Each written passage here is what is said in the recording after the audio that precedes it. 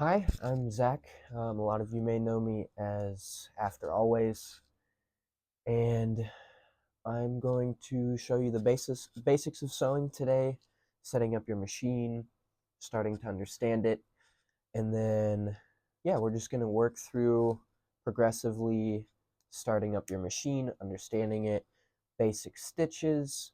Then we're going to get into cover locks, how to finish seams, all sorts of different stuff. And yeah, I'm just wanting to share my process and more specifically show you how I upcycle things and how you can do it as well. So first, let's break down our machine. All right, so you have your machine. You just opened it up. It's going to be pretty overwhelming. It's going to come with a bunch of extra randomness that you have no idea what it means, what it does, all that. You're going to have a presser foot, a power cord, and most importantly, your manual. Now, I taught myself most of the basics of sewing just by reading the manual. Each machine is going to be different in how you thread it, how you use your tensioners. The actual plug and play may not have a touch screen, it might. So reading through this is the highest thing I would recommend over anything.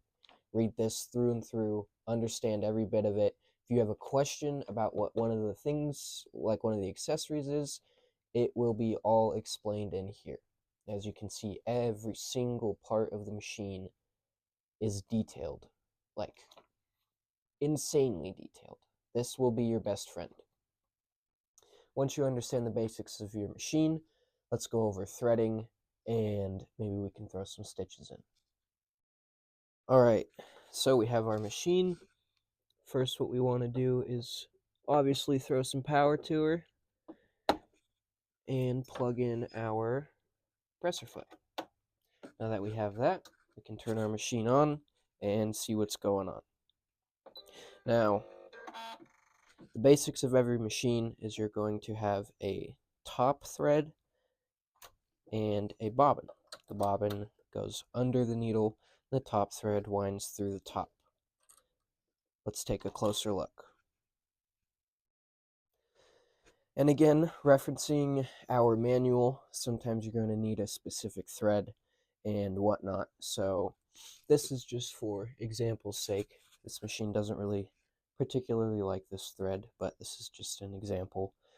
Your thread is going to have a hole in the bottom and the top, which will sit nice and cleanly on there. Then you can throw it down, and every machine, or most every modern machine, is going to be numbered with 1, 2, 3, 4, 5, 6. Now your manual will dive into what specifically those are, but you're just going to want to throw it through 1, go around to 2, down to 3, up 4, around 5, and down to the bottom. Now that we have our thread through the bottom, we're going to loop it through this little hook right here, and that'll make sure it feeds it directly down. Now my machine does have a self-threading function, so you just go around here and you poke it through and pull it through. Now a lot of machines don't have this, so you're just going to have to thread it manually. Once you have it threaded, you're going to pull the excess through and out towards the back. Now our bobbin, a lot of machines come with them pre-wound. I will show you in a second how to wind a bobbin. Again, this will all be detailed in your manual, but these are just the basics that are pretty universal with every machine. Now, your bobbin is directional. See how the thread is coming out the top versus the bottom? When I pull it, it's going to go clockwise. When I pull it this way, it's going to go counterclockwise. We want our bobbin winding counterclockwise. And again, this will be in your manual. Going to set it in there, again spinning counterclockwise. It may be different with your machine, so make sure you check. And then we're just going to follow, just like up top, there's going to be a 1, 2, 3, and a 4, and you throw it in there, and you are ready to sew. Now sometimes with machines you need to pull the bobbin thread out the back, and that is very simple. You're just going to hand turn your wheel. It's going to loop around that bobbin thread, and then you can just pull it up and out. Now with this machine, like I said, it's not necessary, so it won't allow it. So my microphone died, but here I'm explaining how we can wind our bobbin. We're going to take an empty one. We're going to use our top thread, pull it nice and out and clear of all that windiness that we put it through to get to the needle. We're going to let go of all that. We're going to take it over to our bobbin spot. It's going to have a 1, 2, 3, and a 4. It will be highlighted in your manual. It is different for every machine. Now that we have that, we're going to take the end of our thread. There's going to be a little hole on the side of our bobbin. We're going to poke it through the inside going out, and then we're going to wind up our thread and start it on the bobbin. Pulled out a little too much extra thread, but you get the idea. We're going to wind it enough to where it won't come undone when we put it into the winding mechanism. Now you can't see it super well, but there is a little peg that you put it on and you slide it over, and it will engage the winding mechanism. And then once you have that teed up and ready to go, all you have to do is sit down and press the foot, and it will automatically wind up our bobbin. It will sometimes just stop when it's done, other times it will beep at you, whatever. And then we're just going to take some scissors, snip it off, and put it in the bottom and wind our top thread like I had shown you before. And now that we have everything threaded, our bobbin's ready, our top stitch is ready, we can get into doing some sewing.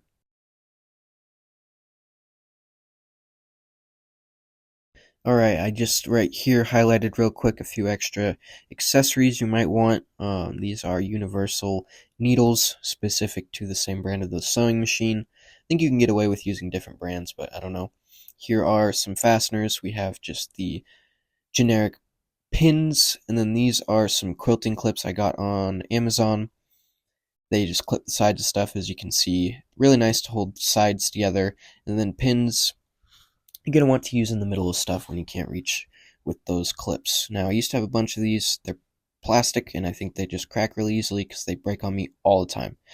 Then you're going to want some fabric scissors. Those are left-handed scissors because I cannot use right-handed scissors for the life of me. And just a nice little iron to press out some wrinkles and whatnot. But that should get you going for the basics. Now, once we have our basics and everything lined up, I'm going to get some excess material. You could probably iron this flat if you wanted to. But I'm just taking 2 pieces of fabric. Don't have to be the same size, whatever, just any extra you have. And I layered them on top of each other. Then I'm just going to take a straight edge, and I'm going to draw some nice, pretty, straight lines on it. These lines will be our guide for when we are stitching to just practice getting a nice, straight stitch. As you can see, just throwing some straight lines in. Doesn't have to be pretty, doesn't have to be fancy, just some good straight lines to get some practice going. I'm getting pretty excited. We're about to get going on some sewing, so let's get a closer look. Alright, we are getting ready to throw some stitches in. Now we have our top threaded and we have our bobbin ready. Got that bottom piece of fabric, slide it under there, and I've got that top piece of fabric with the lines on it. What I'm going to do is throw down a straight stitch. I selected the straight stitch to the left, and I will explain more now that my microphone is not dead. Alright, we have our top needle threaded, our bobbin on the bottom, and we're ready to stitch. Now I've selected a stitch just off to the left. I like using the left side, I don't like using the center, it's just personal preference, but you can set that in your machine. Now, I'm going to show you an example real quick. I'm going to hit my presser foot, as well as I would recommend starting on a slower setting. And we are stitching. Now the machine has feed dogs which will pull the material through, but you kind of just want to guide it, get your fingers there, and once you're more comfortable, you can speed it up. Now that we're done with our stitch, I have a cool little button I can press, and it'll cut the material. If you don't have that, do some stitches, Then when you're done, pull your needle up, lift your presser foot, and snip it on the sides. Now when we're stitching, we need to make sure we are doing a back stitch at the start and at the end of every stitch. And I'll show you why. This is me not doing a back stitch. I'm done with my stitch, and our stitches are going to hold pressure. We want to hold the material together. When we don't do a back stitch, see how that just pulls apart nice and easy? Now let's try it with a back stitch. Throw it down, do a few stitches, and then I'm going to press the reverse button and at least do 3 back stitches. I like to do 4 or 5 just to make sure. Once we're done, let go, and we can continue forward. Now my stitch is just about done. I'm going to press the back and do some back stitches. Now when we go to look at our stitch, it holds together nice and tight. That back stitch is very, very vital for all of sewing. It's going to lock our seams into place. Again, no back stitch, it's just going to pull out. That is the first technique I would recommend practicing. Now we just want to go through, practice some of our straight stitches again. You can maybe even try pivoting where our needle is down. I'm going to pull up that foot, pivot, stitch.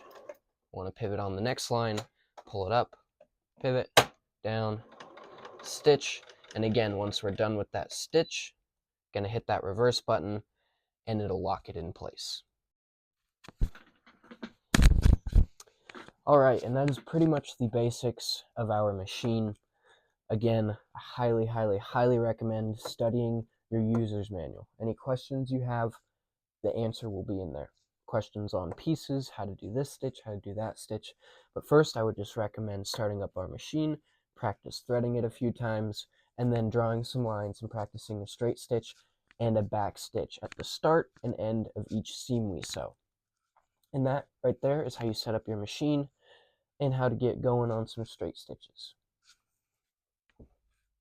And thanks for checking out this video. I'm just filming it on my phone. If you guys start to like these videos or want to see more, maybe I'll get an upgrade going. But this was just setting up our machine. Very, very basics. Next, I'm going to go over a few different seams in the next video and how to finish a seam, whether that be leaving it raw, doing a cover lock, a lot of different techniques and ideas that we can practice in the next video. But thanks for hanging out. I'm Zach with After Always, and have a great day.